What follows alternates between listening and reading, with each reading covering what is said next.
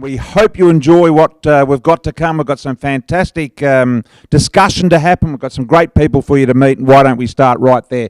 I'm going to introduce the guy up the end. You all know Aaron Finch, of course. He's one of the most talented international players, captain of Australia's one day and 2020 team as well. He's played district, state, national, all forms. There's nothing he hasn't done. 44 international 2020s, 41 one-day internationals. He's an absolute star of cricket. Aaron Finch. Welcome to you, Aaron. Thank you. Thanks for having me. What's it like being here at this place where you would have played a few games here in the Big Bash? Yeah, I've played a lot of games here. It's a brilliant place to play. Obviously, in the middle of summer, it can get pretty hot, but we've had some great memories here. To win the Big Bash title here a couple of years ago, coming from the bleachers, really, when nobody expected it, and I didn't think we were any chance about 90% of the way through the game, but yeah, it's great to be here. Now, there's a red chair high up in the stands over there. Who hit that six, that red chair, do you know? Someone that played for Victoria, I'm not sure who it was. You can see it right over in the background over there. There's a red chair. You don't know about that? I did know about it. I can't remember the name. Wasn't you, Nah, was it? mine got stuck on the beam. Up on the third. Yours got stuck on the beam. Of course it did.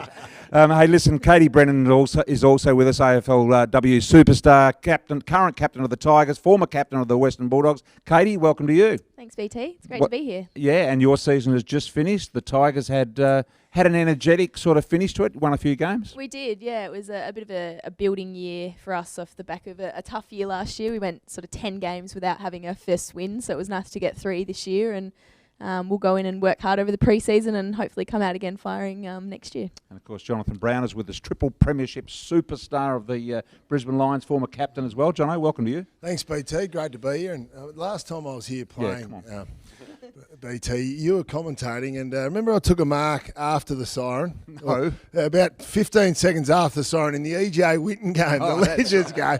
Then I've gone back on a real tight angle. I couldn't even see any daylight. And I just slotted it through beautifully. You remember that? No. No, I don't. Hey, today is all about having a bit of fun, and I know the audience out there, myToyota customers, basically people who own Toyotas, who register to be part of myToyota. We welcome you all aboard. Hope you have a bit of fun. This is just something exclusive for you. You are the only ones actually viewing this, so it's a fantastic opportunity for you to hear a few stories of what everyone's got to say. Brownie, you mentioned that moment in that particular game, but what do you reckon's been your best moment in footy? What's the moment where you go, wow? Now, don't give me 3 premierships, best and fairest. Yeah. Just give me a moment, please. Well, apart from the 3 premierships and the best and fairest, no, I reckon if I can narrow it down, the first when the siren goes, the first premiership. But probably to lift the curtain, after we won the flag in 2001 at the MCG, we beat Essendon, 90-odd thousand people there. We came into the rooms afterwards, and Lee Matthews got the team together and into the meeting room, and we just all linked arms, and we sang the song together, and just with the assistant coaches, Lee, and the players, and it really belted it out. We had a crownie in hand, and I think that was when it really hit home, because at that point, you're celebrating in the field with all your fans. So that was obviously a great memory, and I think you would agree with this, and all of you would agree with it. The rush that you feel when you run in front of a big crowd, it's hard to explain, isn't it? So that first grand final, coming down the race, can you believe it? Your old coach and my old coach, Lee Matthews, grabbed us before we ran down.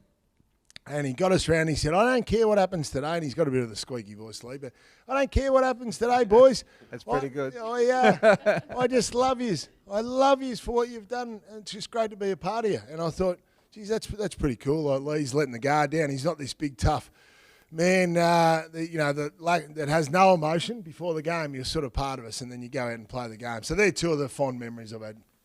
So that would be interesting for you, Katie, because coming from women's football, which was, hardly seen at all. It was played at a reasonable level, but it was played in the suburbs. To all of a sudden, crowds, professional, the best quality players in Australia all play. That must have been an absolute buzz. Yeah, it certainly was, and I think when we talk about highlights of your career so far, it's the first game for me.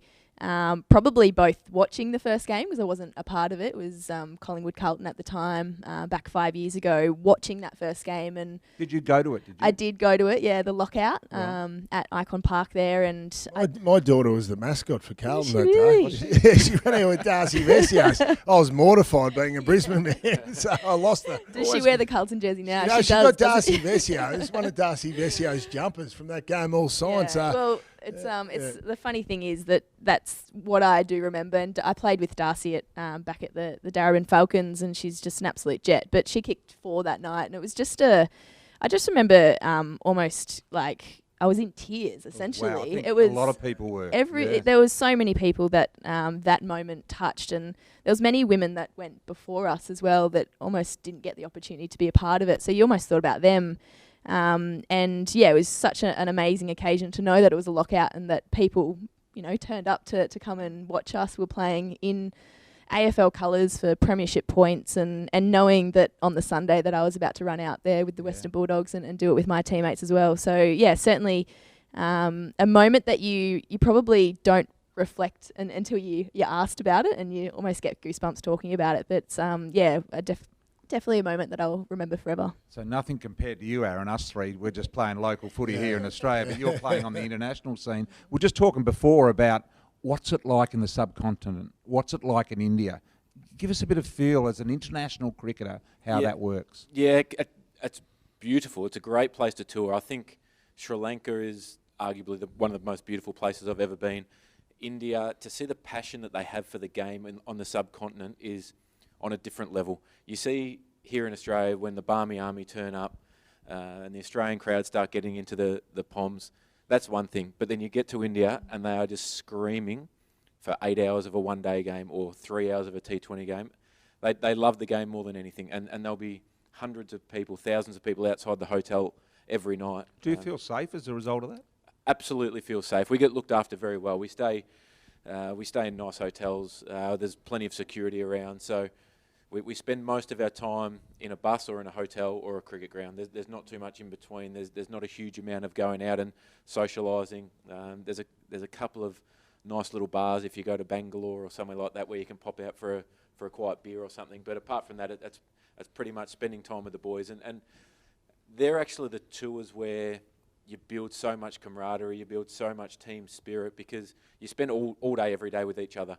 And towards the end of a long tour, it wears you down. And if you're with Davey Warner for a long time, he gets the better of you at times. Does he? Oh, he just wears you down. He talks from the moment he gets up to the moment he falls asleep. He talks and talks and talks. Not all of it's true, but what he does is he's one of those guys that brings people together as well. So you spend a lot of time sitting around chatting, talking cricket, talking life. Whereas when you're here in Australia or you're in England, there's so many options. You can go out to a nice restaurant, and people generally go their separate ways. Their partners travel and families come over. So to be in a subcontinent tour is brilliant for the team. Would you spend more time with your cricketing mates than you would with your family in a year? Absolutely, yeah. But before COVID, my wife travelled quite a bit with us. But in terms of my family, they're in Colac, down in the country, so I don't see them a huge amount, especially during the season. You're travelling all the time, whether it's domestically or internationally. You're just on the go all the time. So, yeah, 100% more time with the teammates than your family. Australia's current standing in cricket, if you had to, combining the three facets of the game, where do Australia sit at the moment, you reckon? I'd say, over all three formats, I'd say we're probably about third in the world, I would say. Our best is very, very good. But the gap between our best and our worst in all three formats, I think there's a little bit of a gap. We've seen India, the test series that was just played out here was remarkable. They come with a really inexperienced side, injury depleted, and played well. So that's back-to-back series wins in Australia for India. We haven't won there. They're starting to win all around the world. England, probably second. I think our test cricket's very good. England's one day and T20 cricket very good. But, well, I think we're in a really healthy spot. We've got a lot of great young kids coming through as well. We've got to ask him about his bat, because that's one of his bats. His Grey Nichols bats. Now, you were telling us that they've had to limit the size of the bats. I grabbed Davey Warner's bat 4 or 5 years ago, and it was thicker than your head, Can I BT. have a look It's at that? unbelievable. That's not. Is that full width? Would that no, be full width? No, they're thicker than that. They're a lot thicker than that. That's not one of my personal ones. Right. So yours is a bit meatier than that, a is little bit meatier than that, but it's very, very similar. Probably a bit of a similar weight actually. But there is restrictions on how thick the bats can be now. Yeah, there is now. For a while there, and Gray Nichols, they started. Their bat maker is way ahead of the curve in that regard. He's the best in the world. So he was making these enormous bats that the ball was flying miles, and it did get a bit ridiculous. Bat maker. Have you got a bat maker? Is there a personal bat maker that makes bats for the stars? Yeah. Is there? Oh, and It's the like pub, a and the shaper public. of a surfboard. Tell you, he was. I went out there the other day, and he's out there with a A rasp. Plane. a plane, but a handheld one that, like shaving the shape of the bat and carving the handle out. You're good. You're good with your hands. You could do that, mate. When you finish Start calling making the footy. It's unbelievable how well they do it. It's and Gray Nichols, they're the only brand that still have the dedicated bat maker for the players and the high level bats. How many bats would you go through a year? I'm pretty good with my bats. I use them until they're absolutely gone. So I'll generally send mine out to be refurbed. If the only time I'll get rid of one is if it breaks, and that's generally in the handle from playing a lot of T20 or in the toe. How many bats in your bag? 8 in my bag.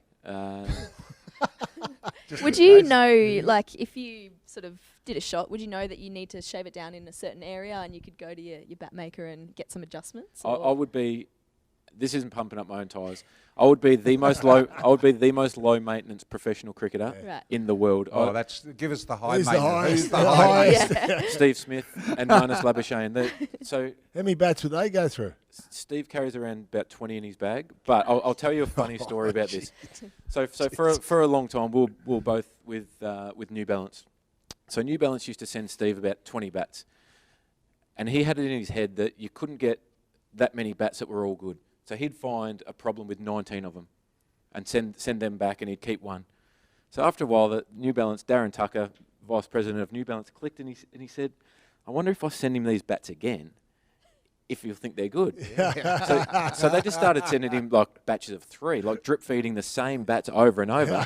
And they kept coming back, and he kept coming back and saying, these are the best bats I've ever had in my life. So, I don't know if they still do it now, but it would not That is surprise me. brilliant. So it just goes to show, cricketers are generally very particular. I'm not. I've never sent a bat back.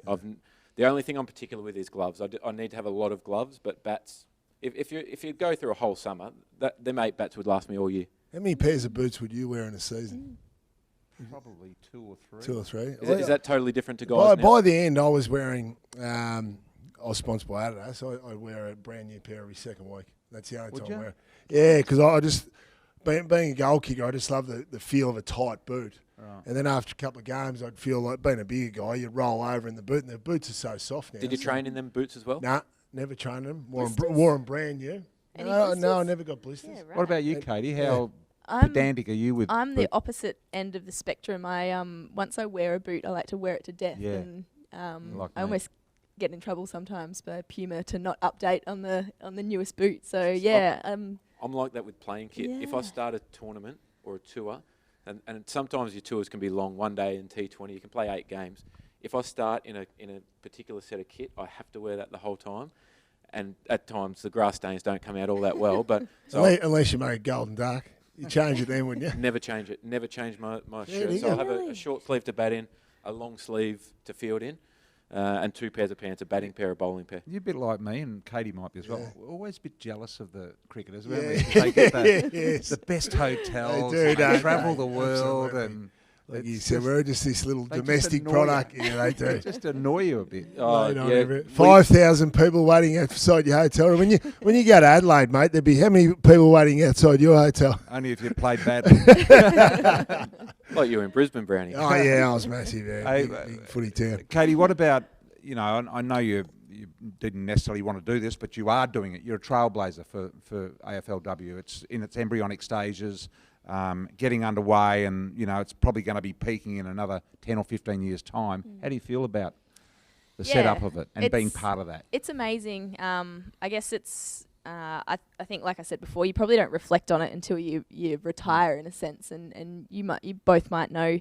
But I think the thing that excites me most is the talent coming through, but also just hearing that young girls are taking up the game more and more, like young Liv, Brownie's daughter. Yeah, exactly. Well, I've just come from... I'm assistant coach of the under-12 girls team. Any reason why you can't get the main job? I couldn't get the main job. Can you believe that? I got rolled in a coup. It was a bloodless coup, but I've been in training tonight with Olivia, my eldest, and she's married Carlton Sport. I don't know how that happened, but the impact girls like yourself or women like yourself, Katie, are having on my little girl and all of her mates, it is unbelievable at local footy clubs. You know, like we're having to create more and more girls teams because it's just so popular. Because now they've got their heroes of the same gender, you know, the sport to look up to. So people that are critical of it, I'm not sure whether they've had involvement in girls' sport, you know, and the impact it's had in girls' footy. So it's been huge. And that's the thing that you know, I reflect on a lot. I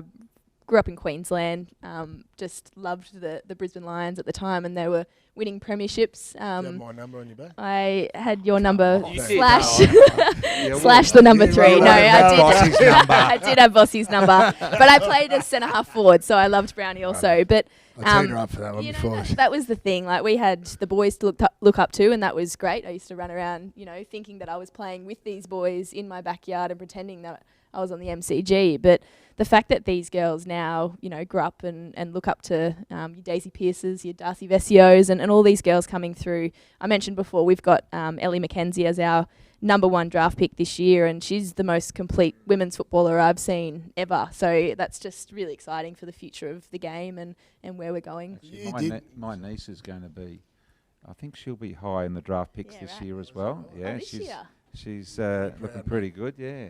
You played with the boys, though, all the way through, didn't you? I did. I was one of the lucky ones that I'm 28 now, but I was able to continue that pathway from Auskick all the way through.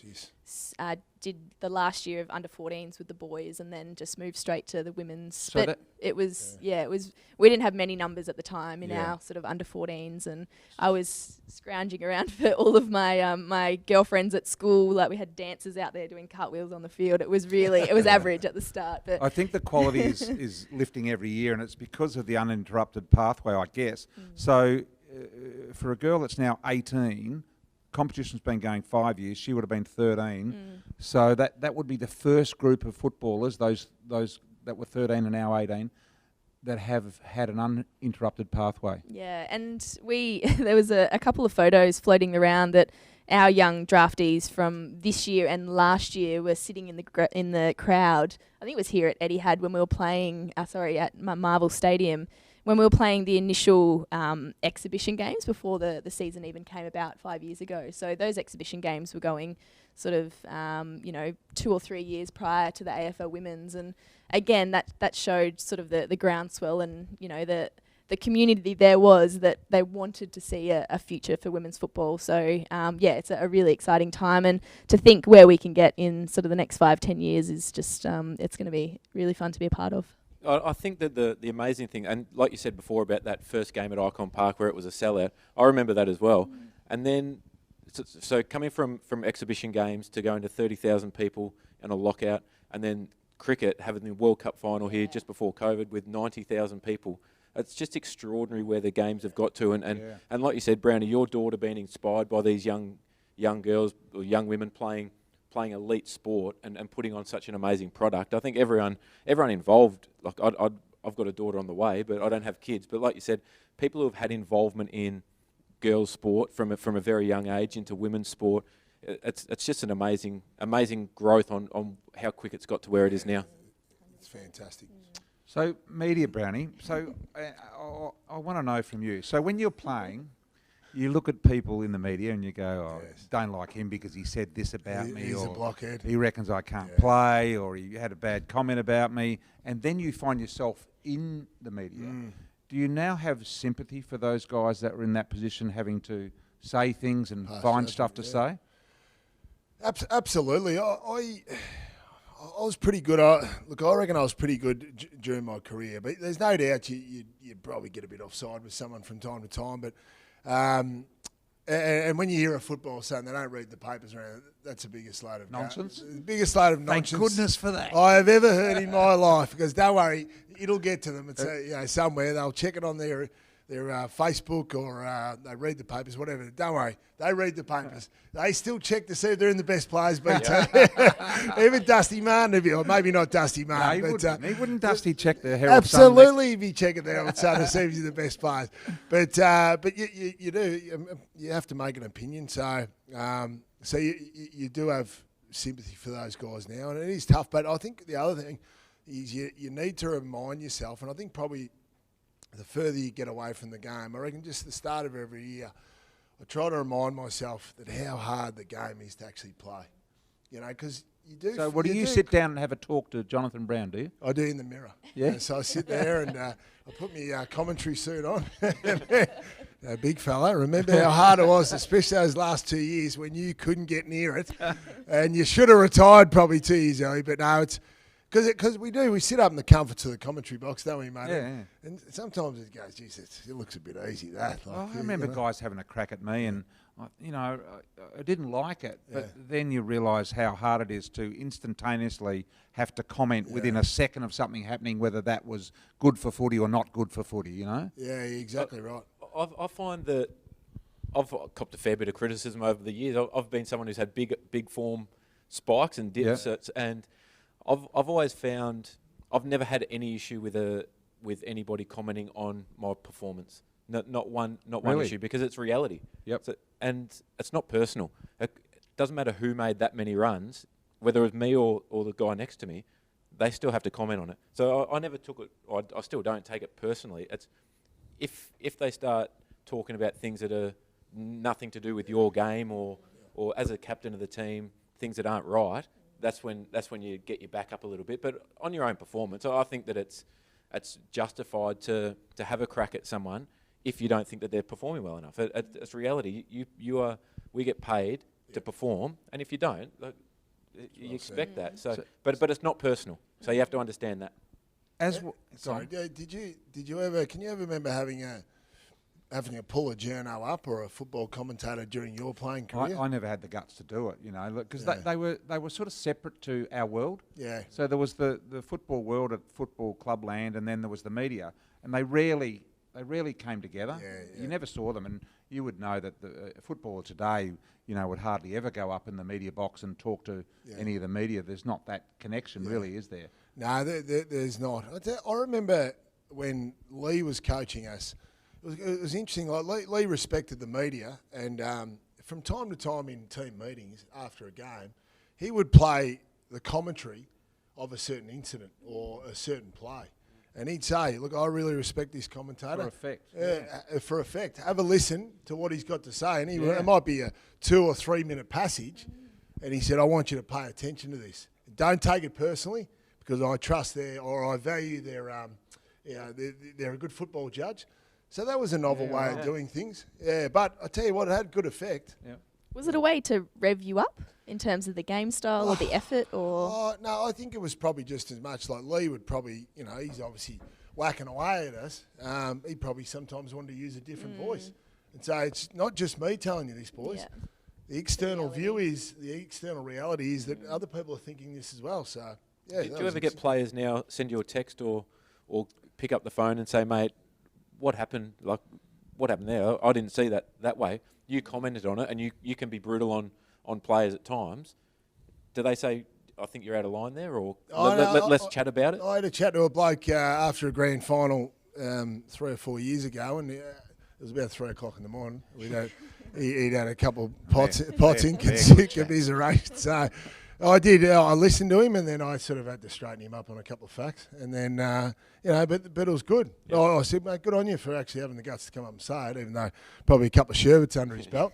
But apart from that, no, never had it. So, but people get the shits up with you though, BT. So, or the irrits up with you. Yeah. It's human nature. Yeah. I'd be interested to hear with, I guess, the evolution of social media and how it's bigger now within your media careers, but wasn't so big within your playing career. And I guess you're in the land of social media as well, and how that impacts you in your performance. It's too archaic for blokes like BT and myself. if we got asked the question now, knowing that we're retired, what would be your advice to a young player coming through? Now, I'd be saying stay off social media. You can't though. Yeah. Everyone says stay off it, but you just can't. You can't avoid it. And like you said before about the newspaper, they're going to see it anyway.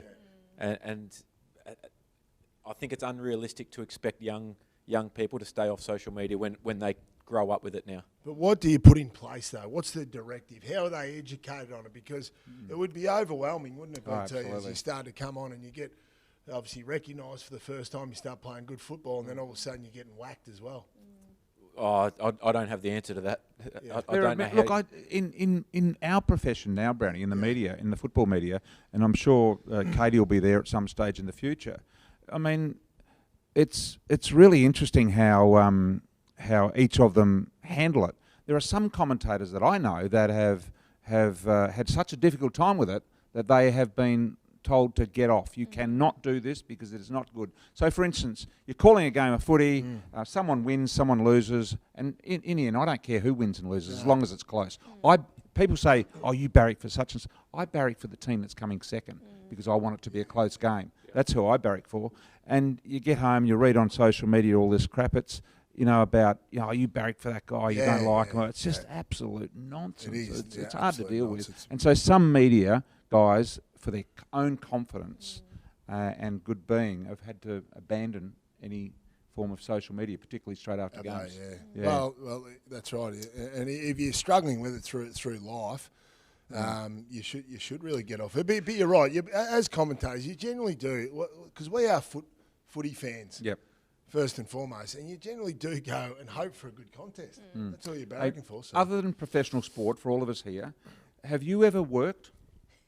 Did you have a job at any stage? Yeah, I was a greyhound trainer, assistant greyhound trainer. Yeah, well, I did. I led out a Winnable Cup winner and a Horsham Cup winner, and so my family's involved in greyhounds. And that night of the Winnable Cup, I was 15 years old, and as the person that puts the greyhound in the box, you have to wear the tuxedo. I fired him up at 13-1, another currency, and as a 15-year-old, it was a nice little sling from my uncle, who's the trainer.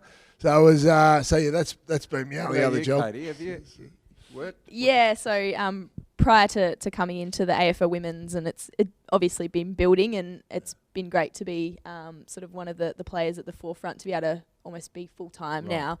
But I also own a gym on the side. So that kind of keeps me busy. In Melbourne? In Melbourne, yeah, based in Melbourne. It's called KB Performance, so it's my own brand, but we do strength and conditioning, so more sort of, scientific-based training, similar to what you do. A couple of free memberships coming our way. Now, the international cricketer sitting up there, and he would never work a day in his life. No. Well, Come on. It's funny you say that because I come down from Colac. I grew up in the country. Year 10, you always did 2 weeks work experience somewhere. I did it at a stonemason in Colac. Stonemason. I worked out I was never going to do that ever again. No wonder you become a gun cricketer. So I tell you, a lot of eggs were in the cricket basket, I'll be honest with you. School wasn't my first choice. I moved down to Melbourne, did a traineeship at the Carlton Football Club through AFL Sports Ready. My wage at the time, I was getting paid $200 a week to be a rookie contracted player. My rent was $120 a week. So I had to work pretty hard to make ends meet. So I got this AFL Sports Ready traineeship and under Grant Williams, who was a footy manager. It was great. I loved every bit of it. I didn't work all that hard, but it was great to be around a footy club. I've always loved sport. Any sport, I've loved it. Cricket, footy, baseball, soccer, golf, it doesn't matter. Can you remember your first check or your first year's payment? Was it at Richmond? I was at Richmond, yeah. Vaguely. Yeah, it wasn't a lot, but it was more than some. It's come a long way. I remember my first year. It was about 23,000, I think. Yeah. So you think football pays come a long way? Even I remember getting $75 a game for Richmond. Yeah, very early. Fair dinkum. Very, very. That was in the 70s. I was 17 in the getting 80s. $75 a game. Yeah, $75 a game. That would have gone a long way at the disco on a Friday night. They didn't have to pay there. How lucky are we to play in stadiums like this, like all around the world? Oh, it's extraordinary. It's not a bad stadium, is there? No, no, there's not. You're playing here under the roof when it's raining, on a sport for us that's dictated by the weather a lot of the time. So that's just brilliant. Playing at the MCG, to walk out there in front of a huge crowd, it does not get any better than that. Oh, that's what I wanted to ask you. Now, you know, you're a bit of a cricketer as well, Brennan. You know, Kate, do you play cricket? I don't. No. I did backyard cricket, but Well, never eventuated. You'd fear your grandfather or someone bowling at you. But do you fear anyone walking out there? So Aaron Finch, one of the top batsmen in the world, is walking out to the middle, but in the back of Aaron Finch's mind is this guy is the best bowler in the world. I really fear. I mean, do you go out there full of confidence that you can whack anyone? Oh, absolutely not. No. So you're worried sometimes. Oh, well, when you're playing your absolute best, like people always say, regardless of what sport, when you're playing your best, you don't think. I think, well, my opinion on that is when you're playing your best, you don't have the fear of failure like you do when there's 1% of doubt. So if I'm walking out to bat and Rabada or Bumrah or Jofra Archer, they're charging in, I don't get nervous like physically, that I'm going to get physically hit or cause it's going to hurt. We know that. As soon as I start questioning whether or how am I going to score, geez, I don't know where I can score against this bloke. Right. That's when my technique goes to rubbish. My movements get slow because I get in a defensive mindset, and then everything goes defensive. As soon as I'm attacking, doesn't mean I have to hit the ball hard or in the air, but as soon as my mindset is attacking and I'm thinking runs, it's a different game. And that's what in form and out of form is to me. Who's the fastest you've faced in your whole career, do you think? Not on the gun, but for you, in your eyes at the crease. I think that's all relative to your ability at the time. So I faced Archer bowling 150. Sean Tate, he's different level altogether. But the fastest I've ever faced relative to my ability was my debut for Geelong First 11. We played against Melbourne Uni with a guy called Brett Harrop bowling for Melbourne Uni, and he would have bowled 140 Ks comfortably. But for a guy who's 15, that was brutal. That was absolutely brutal. I remember facing. I faced Shane Harwood. Yep. Who opened the bowling for Victoria for about 10 years. Yep. He was playing his last year playing for Ballarat. Yep. In the seniors, I was representing Warrnambool. I was a 15-year-old. Opened the batting against Shane Harwood With a helmet on. and he was lunatic. Yep. No helmet on. A hat on. I didn't realise how quick. He's only off about 12 steps. Yep. First one, the first one hit me in the shoulder. Second one hit me in the chest and landed on the stumps. I was the happiest bloke in the world to get out of there. I didn't see the ball until it was about half a foot from your head. It's like that at times, and that's what it was like first time I faced Sean Tate. He knocked me over in a Big Bash final off a no ball, so got a free hit off it. But I looked up at the scoreboard and it was 158.7 or something like that, and it was like, I'm not cut out for this. And Brad Hodge was at the other end. He ran a quick single, almost ran himself out so he could get the free hit. Hey, Katie, what about AFLW? I want to know, should we consolidate with the teams that we've got now, or should we keep adding teams? There's a lot of contributing factors that obviously would you'd have to be aware of. Yeah, I think it's a really interesting conversation. There's obviously 4 teams that are chomping at the bit to get in, and it almost makes sense commercially for them to be in, and everyone wants to be a part of it. But I think at the moment, if we could consolidate, I think that would just help to, we talked about the young girls coming through and that complete pathway. It'll just help to just bump up the talent. Bank. Yeah, exactly. And just make the product, continue to increase. So I think that there's a lot of decisions to be made still. And as I said, these teams want to come into the competition, but if we can keep it at 14 teams and just to continue to get pre-seasons into these girls, increase the time that they are in the elite environment, because that step back to VFL is still quite a big step, and the step back to state leagues around the country is very similar. And we still only have the 10 games to play, the 9 games this year, but the 10 games to play next year. So I think if we can consolidate and as I said, just continue to get time into these girls, and that product should increase over time. Just on the footy there, anyone here know there's a picture of a kangaroo on every footy? What's the footy made out of? It's cow's hide, isn't it? Very good. See, I thought the kangaroo, the picture of the kangaroo put you off. Put you off. Now listen. Just an old country knucklehead. Hey, can I ask you a question? Yeah. You are You are the number one caller. No, I'm You just are a the I'm just number a one. caller. No, you're I'm not. You're the just a number one caller. football caller. There is no. Now, if I saw his about number that. plate before. It said number 1. Yeah, Hutto or Dwayne was sitting here, you'd be saying, no. Well, you are. well, hopefully Hutto and Dwayne haven't just bought a Toyota and they're not watching at home. But no, we hope they have. Yeah, absolutely. What was it like working with Bruce McAvaney? And also, what's it like now he's out of the picture? You've been able to wide-hand him. No, look, he was a commentator, but he was a coach. He didn't care. His performance was at such a high level. To give you an idea, I reckon as a ball-by-ball commentator, if you make 1 or 2 mistakes a game, that's quite a lot, I reckon.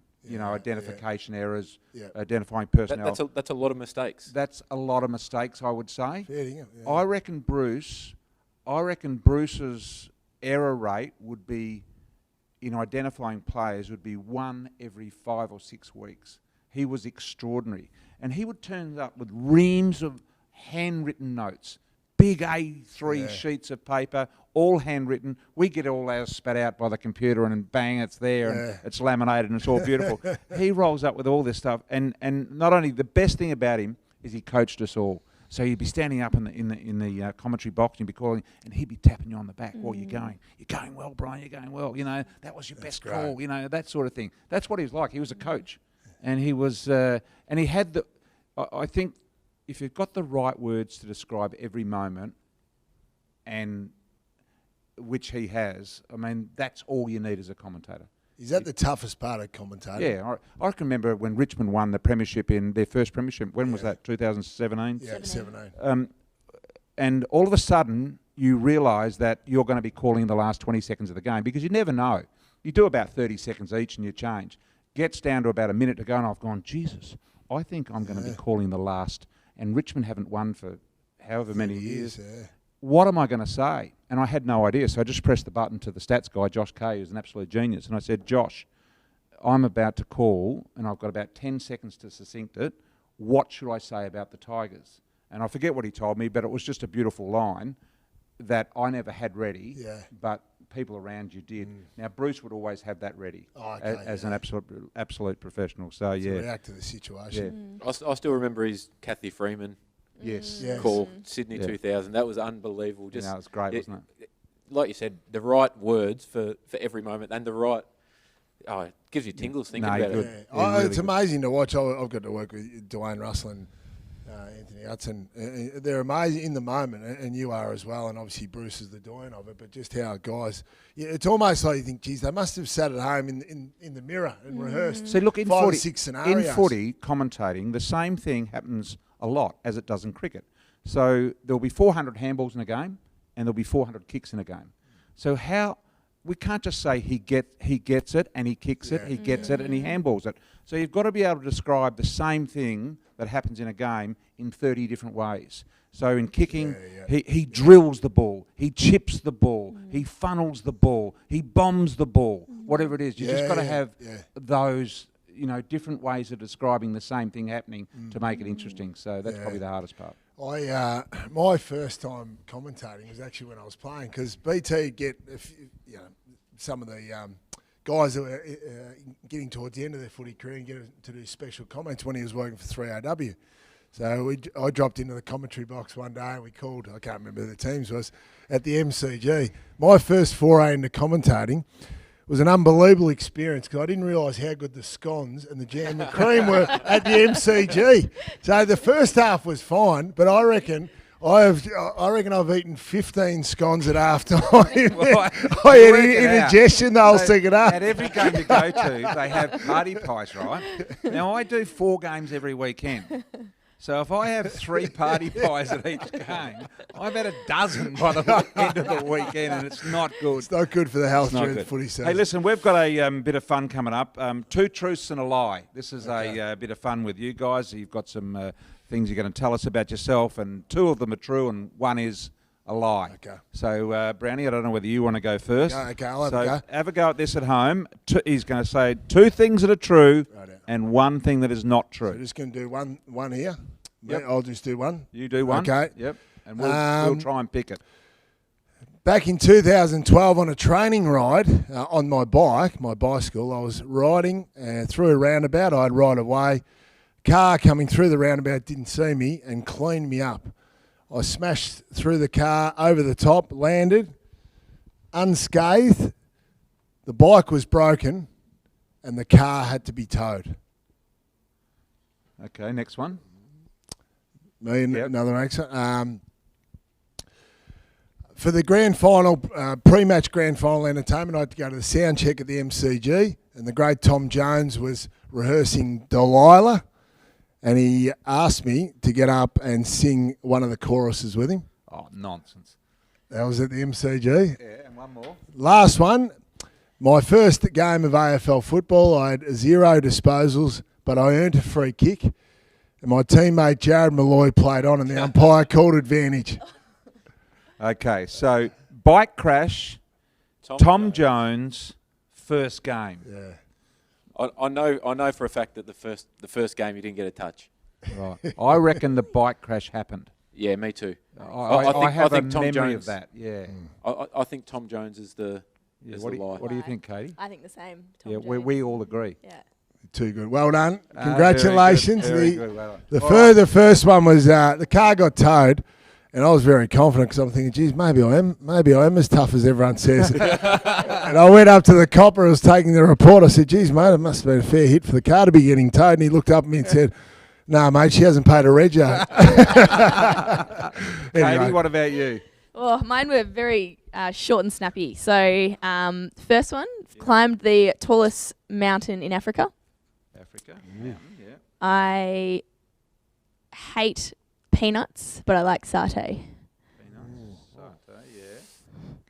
And the last one, I'm a twin. Ooh. Now I think you've definitely climbed the mountain. I think you would have definitely done that. I don't think you're a twin. I don't think you're a twin. No. I Because don't the know. twin would be playing football too, wouldn't Absolutely. We would have seen her Yeah. or heard from her. she? What do you think, Finch? Yeah, and also there was no Boy reference. twin. There was no reference to a Yeah. twin talking about playing in the backyard or anything like that. True. Yeah, I'm with you. I'm going the twin. Yeah. You're very good. I don't have a twin, but I do have a brother who is 2 years older. We used to get called twins because he was. Does he play footy? He doesn't anymore, but he did back in the he's a day. good That's player. how you started He was a playing. good player. Yeah. Yeah. Okay. All right, Finchy, go on, hit us with something. We're in good form, crew. Yeah. Right, yeah, mine are short and sweet as well. I've met the Queen of England twice. Oh, now twice. Queen by 2. Yeah. I grew up playing all my junior representative cricket as a wicket keeper. Junior wiki. Yeah. Not buying that one. Come on, give us the third one. I can't remember the third one at the moment. The third one was Queen. So junior wicket keeper, Queen by 2, and he's just got to have a look Must at be the a phone. lie. You've got to have a look at the lie. This has got to be gotta a be a lie. lie. He Has can't to be. remember it. And I've played in the 10 years that I've played IPL.